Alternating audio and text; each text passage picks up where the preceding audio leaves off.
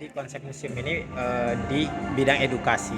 Bagaimana di museum ini memuat tentang sejarah-sejarah Muhammadiyah itu untuk memberikan edukasi kepada khususnya warga Muhammadiyah dan warga masyarakat Indonesia pada umumnya, baik itu yang muslim maupun yang non muslim. Soalnya yang berkunjung ke sini bukan hanya yang orang Muhammadiyah ataupun yang muslim saja, tetapi banyak orang-orang yang bahkan non muslim datang. Nah, itulah pentingnya museum ini ada untuk mengedukasi masyarakat bagaimana sejarah awal Muhammadiyah itu yang sangat erat kaitannya dengan kemerdekaan bangsa Indonesia seperti itu. Begitu banyak tokoh-tokoh di Muhammadiyah yang ikut berpartisipasi dalam perjalanan bangsa Indonesia.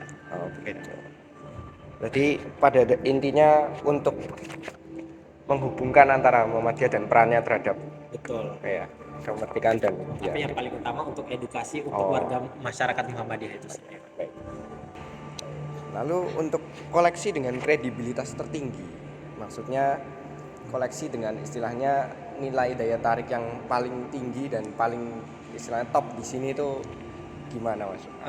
Untuk konten paling dengan daya tarik paling tinggi itu mungkin ada di sini di Global Cekung zona pembawa cahaya namanya, karena di sini itu memuat konten-konten pengaruh-pengaruh Muhammadiyah terhadap Indonesia, terhadap perkembangan ilmu pengetahuan dan sebagainya. Bisa dilihat di sebelah sana ada replika dari buku-buku yang ditulis oleh tokoh-tokoh Muhammadiyah, dan di situ juga ada dijelaskan bagaimana Muhammadiyah itu bukan hanya ada di Indonesia tetapi juga menyebar bahkan ke seluruh dunia dengan adanya kurang lebih 30 PCIM atau pimpinan cabang istimewa Muhammadiyah. Nanti akan mungkin ditunjukkan scan AR dari globalnya akan menampilkan negara mana saja yang sudah ada Muhammadiyah. Oke, baik.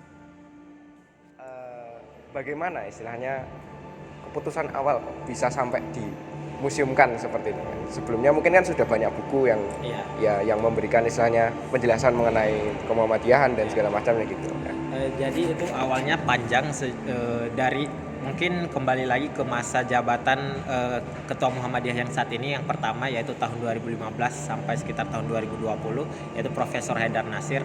Nah, saat itu beliau melakukan MOU dengan pemerintah agar adanya wadah untuk tempat khusus untuk Muhammadiyah untuk mengedukasi masyarakat dan sebagainya. Nah, sehingga pemerintah pusat bersedia untuk mengakomodir itu semua, sehingga dibangunlah museum ini dengan sumber dananya dari APBN saat itu. Oke, seperti itu.